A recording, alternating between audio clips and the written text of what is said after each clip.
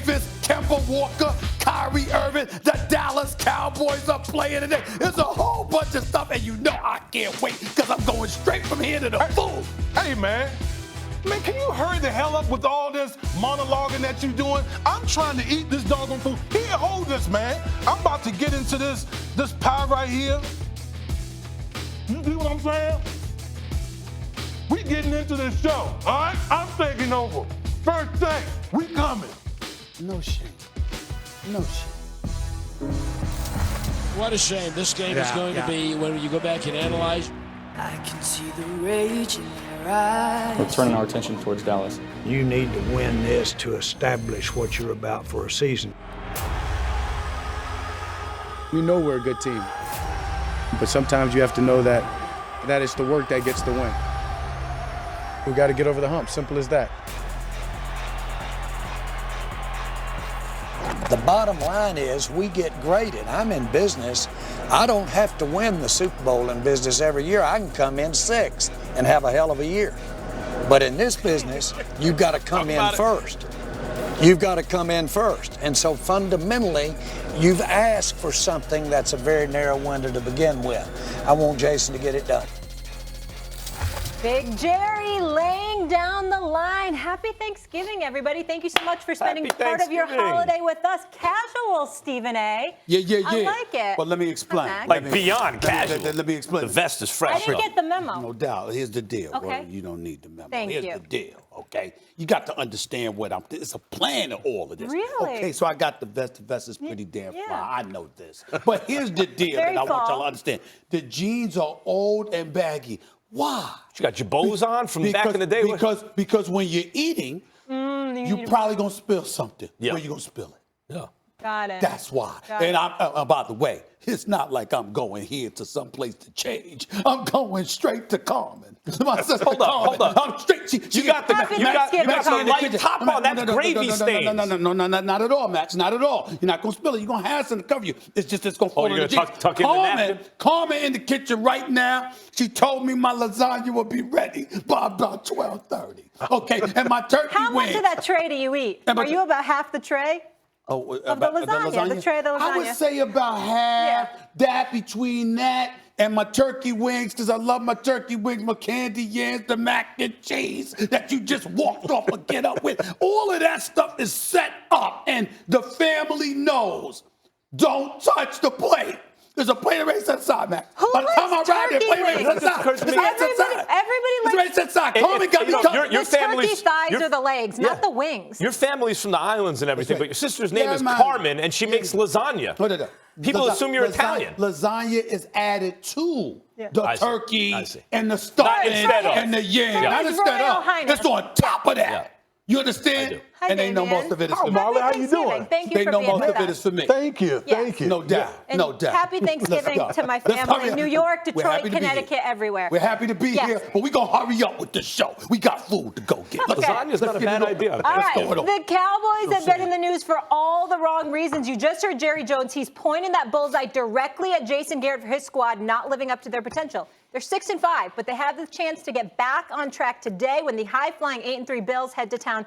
This will be one of the toughest tests for Bills Mafia. They have the weakest schedule in the NFL. Mr. Smith, I am looking at you. Yeah. Is this a must-win for your Dallas Cowboys? Oh, hell yeah, it is. Absolutely, without question. Because let me tell you something right now. The Eagles have an incredibly easy schedule the rest of the way. The Giants, Miami, the Redskins, people like that. When you look at the Dallas Cowboys and the schedule that they got coming up, and you look at the heat that's been brought to bear by Jason Garrett, you got to remember something right here. I'm not going to say they disrespect him or they have no regard for Jason Garrett, but it's not like he's considered the second coming of Bill Parcells or anything like that. They know what he is, but he's also very, very likable. And so as a result, if you can win and you can win with a coach like that, your life is considered easier. Jerry Jones has put the gauntlet down. There are a lot of people, including Marcus Spears, who was on the show yesterday, who believe wholeheartedly. First of all, I believe Jerry Jones should have fired Garrett this week going into Thanksgiving. But I understand that's his adopted son. He don't want to do such a thing. But I'm telling you right now, you got a whole bunch of people in Cowboy world who believe firmly if Jason Garrett loses today's game, he will be fired. And so when you look at it from that perspective, All of that stuff coming together, you got to win this game. Now, the Buffalo Bills, this is number 3 ranked defense in the National Football League. Their defense is filled with monsters. They can ball, and they're coming. Now, offensively, they're challenged because of their passing attack, because of the youth of Josh Allen, even though you got Frank Gore running the football, and we all respect the hell out of him and believe him to be a future Hall of Famer. But he's only averaging about 3.9 yards a catch. I should say only. It's respectable, even though there are guys that are doing better. But they got a decent running attack, like top 5 in the NFL. You got to be able to pass the ball. We going to see what you're going to do against the Dallas Cowboys. But make no mistake, because of how compromised Buffalo is perceived as being offensively, along with the expectations that Jimmy Johnson has for this team, with everything that he has said, it is clear this is a must-win situation for the Dallas Cowboys, unless you want Jason Garrett fired. If you want him to stay, this would qualify as a must-win. I mean, that's the point. For you, this should be a must-lose. Right? If you want Garrett gone, then this is a must-lose game. Who said I wanted him gone? Well, if you think it'd be good for the Cowboys. Let's not get this is getting complicated. If you think it would be good for the Cowboys to get rid of Jason Garrett, then it's a must-lose game. Why give them false hope? Because I'm under no illusion. I'm not deluded like Cowboys fans into thinking they're going to win the Super Bowl with Jason Garrett as a coach. But really, I think that's the only thing holding them back. This is not a must-win game. This is what I said about the Eagles the other day. It's not must-win. I looked at the Eagles' schedule. It was soft-headed. And what did we both agree on back then? It's going to come back to that down to that Eagles-Cowboys game. That's going to be the must-win game for both teams. Because the Eagles, even though they have a very soft schedule, could easily be upset along the way. Mm-hmm. And the Cowboys, even though they have a tougher schedule, it's not like you look at the Rams this year and go, oh, my God, that's an unwinnable game. They have games they can win, including when they end up at Washington at the end of the season. This is not a must-win game for the Cowboys. It's if you think that to keep false hope alive that they can somehow make a playoff run type win for the Cowboys, they're a game up on the Eagles. They will play each other. The Cowboys are fundamentally a better team than the Eagles. Look at their point differential. Cowboys have one of the best point differentials in the NFC, and I know that partly has to do with their schedule. Yes, it's a must get going for Ezekiel Elliott. I know that much. He's averaging 59 rush yards over the last 3 games if they plan to do anything. I think this is a must-win game for the Cowboys. And I know the schedule favors the Philadelphia Eagles down the stretch, but when I think of the Dallas Cowboys, they're 0-4 against winning teams.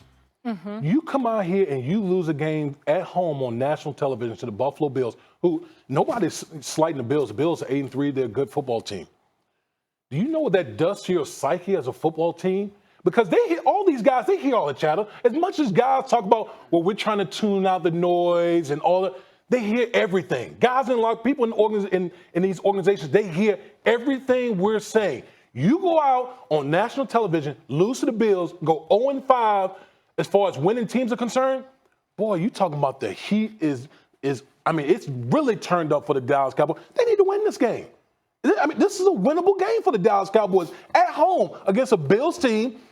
Although they're 8-3, Dallas should win this game, in my opinion. Well, listen, if you look at what Molly said and talked about Ezekiel Elliott, you're talking about a guy that's still averaging over 4 yards a carry on the season. The last 3 games, he had 139 yards rushing against the Giants. Then against Minnesota, he's had 47 yards rushing, then 45 yards against Detroit, until he went up to 86 yards against New England, averaging better than 4 yards a carry. I can make a legitimate argument that the Dallas Cowboys, with the number 1 passing attack in the NFL, by the way, statistically, when you look at them, why are you not getting Ezekiel Elliott the ball? I thought last week against New England, it was inexcusable because not only was he running the ball effectively, but the inclement weather mandated that you run the football more than you throw it.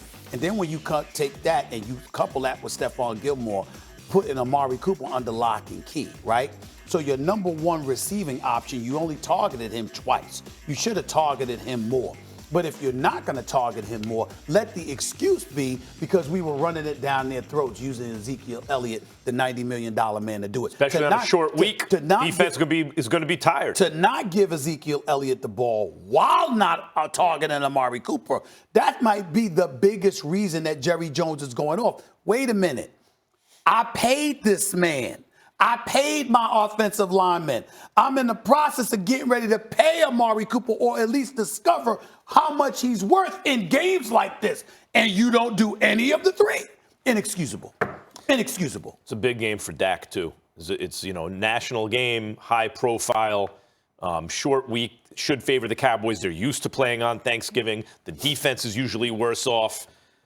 Josh Allen has done his thing, but not exactly setting the world on fire. Big game for Dak, for sure. Yeah, it'd do a lot for their momentum and obviously everything going on with Jason Garrett. But to your earlier point, they're still in it. Bad division, NFC East. All they need to do is win it, and they're in the playoffs.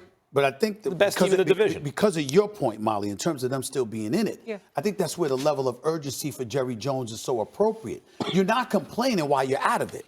You're complaining while you're in it, in first place, Jerry and Jones in a position. Well, I mean, to if you're the Dallas Cowboys, you should be trying to separate yourself because the Philadelphia Eagles are playing bad football. And you have an opportunity, the Dallas Cowboys, you go out here, win these, start stringing some things together, you can separate. It won't even have to come down to the last game against the Philadelphia Buffalo Eagles. team would be their first win against a winning record. We're cooking up a ton more debate here on First Take on this Thanksgiving Thursday.